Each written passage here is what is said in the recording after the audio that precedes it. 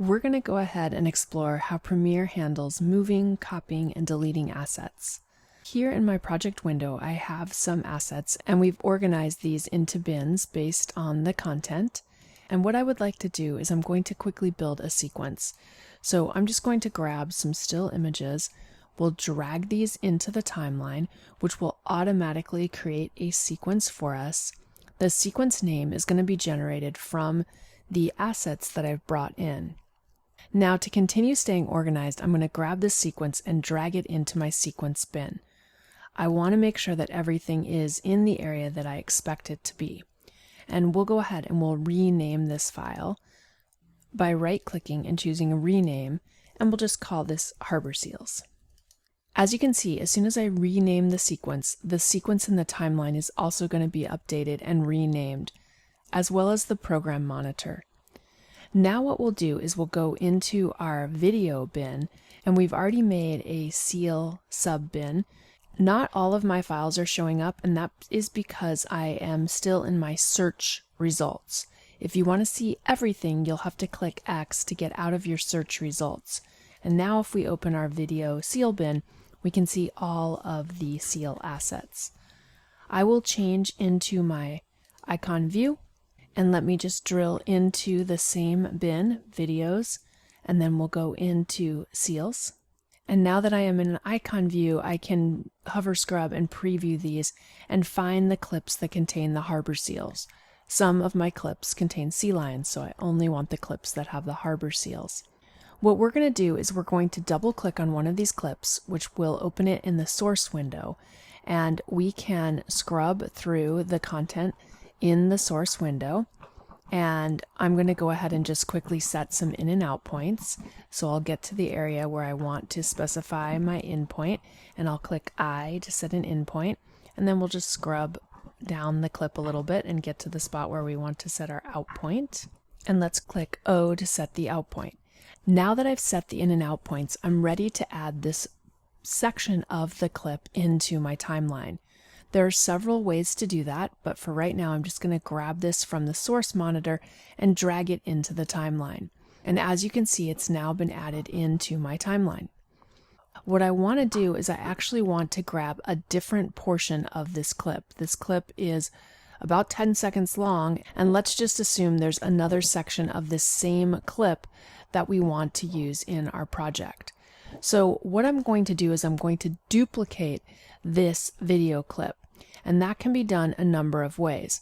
I will simply right click and I'm going to select duplicate. That is going to make a copy, and whenever you duplicate something in Premiere, it's going to add copy 01 to the end of the clip. Here is the original clip. If I double click on copy 01 to open it in the source monitor, you will see that this clip also contains the in and out points, and that's because I created the copy after I had created the in and out points. We're going to delete the in and out points, and we can easily do that by going to the in and out points and right clicking and saying clear in and out. That will eliminate the in and out points. So this is the copy, and as you can see, I have no in and out points. If we switch back to the other clip, the original clip, you'll see that that clip still contains the in and out points. So let's go to our copy clip, and we'll go ahead and we'll set some new in and out points. So I'll locate an area where I want to specify my in and out points, and we'll do it right here after we go under the water again. So I'll click I to set an out point, and then we'll just scrub through, and we'll go ahead and just use O to set an out point. I'm not spending a lot of time dialing in my in and out points. I just wanted to show you how it is possible to use different instances of the same clip by duplicating it and setting different in and out points. Now, at this point in my timeline, you can see how I have a variety of still images, and then I have these video clips, which are actually the same video clip. We're just showing different portions of that video clip. What I'm going to do is I'm going to delete the copy that we made. In the project pane, I'm going to select this clip and I'm going to click delete. When I do this, Premiere is going to say, hey, you're deleting a clip that is being used in a sequence. Do you want to continue? And if I click yes, you'll notice that the clip now disappears from my project. I haven't actually deleted anything on my hard drive. I've just deleted the instance or the reference to that clip from my project window, which in turn is going to delete it from the timeline if it's being used there. If I do the same thing and delete one of these other clips from my project, so this particular clip is not being used in my sequence, if we select this clip and hit the trash can, Premiere won't warn us, it will just delete it. And once again, nothing has changed on my hard drive. If I visit my hard drive, and let's just find a clip that we're using inside of our project pane. So here is the exact same clip. This is on my hard drive. This is the location from where I'm referencing this instance of this particular clip. If we select this clip from our project and we click delete, it gets deleted from our project. But if we go back into the folder that contained that clip, you'll see that the clip still exists. So one of the things that Premiere does is it doesn't ever affect the raw footage that you're bringing in. No changes are ever made to the raw footage. If you delete stuff from Premiere, it doesn't affect the raw footage. Premiere is simply using an instance of that particular footage and allowing you to manipulate it and possibly use it in your project. When we made these additional in and out points of the original clip, we duplicated this clip and set new in and out points. Now I can still set new in and out points without duplicating this clip. So if we go to another portion of this clip in the source window, we'll just scrub through and we'll set an in point here. And then we'll just move this down the timeline. It doesn't really matter where we put it, and set our out point. You can see that the in and out points have changed.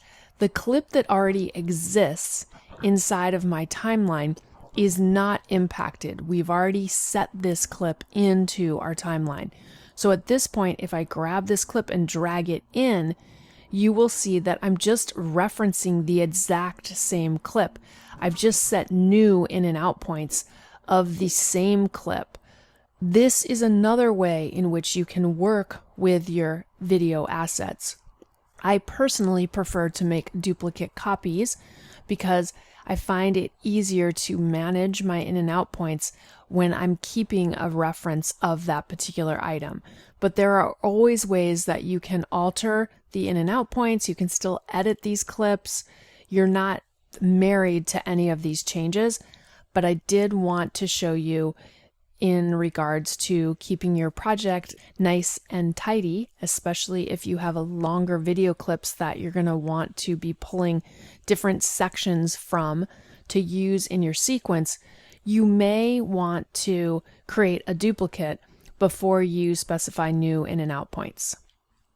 I'm going to click Project Demo 4 to go back to my project window, and we're going to go into our sequence. As we looked at before, this sequence file was automatically named, and we renamed it and got rid of the 4.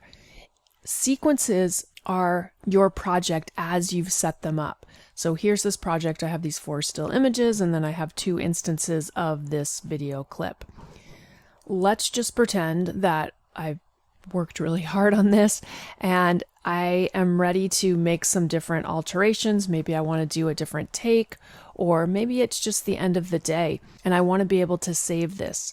What I suggest you do is you make sequences often so that you can save your work at a specific state. Anytime you make any major edits to a sequence, you may want to duplicate that sequence so that you have a backup. So generally what I'll do is I'll name my sequence, and I'm going to go ahead and name it with the name. And then I usually just put an underscore or a dash and perhaps put the date. So for me right now, it is 9/19, and I could just go ahead and put 01. So now I know that this was the sequence that I had edited at this particular point. If I'm ready to make some alterations to my sequence, I can simply select the sequence and click duplicate. Premiere is going to make a copy and it will name it 01 copy. I'm going to right click and choose to rename my sequence. And we'll go ahead and we'll just call this Harbor Seals 091902. And now if I open this new sequence, number 2, and we make some changes. So what I'll do here is I'll just grab some of these images and maybe put them at the end of the video. We'll just kind of move some things around a little bit, just so that this sequence is set up a little bit differently. You can see that now I have a different version of the sequence. So in 01, I have the 4 images and then the 2 video clips. In 02, I have 2 images, the video clips, and then 2 images again. It's very easy to create multiple sequences, and I would encourage you to do that, because if we save Premiere and close it down, I can always come back and I'll have copies of those older versions of my project. Sometimes you might make a bunch of involved changes and all of a sudden realize I really need to get back to where I was before. Premiere does have undo, but if you close Premiere and reopen your project, those undos are not saved. So if you make duplicate copies of your sequences, that is a way that you can lock in those changes. And when we save our project, these multiple sequences are going to be saved with my project. And I always have the ability to go back to some previous version of my project if I need to.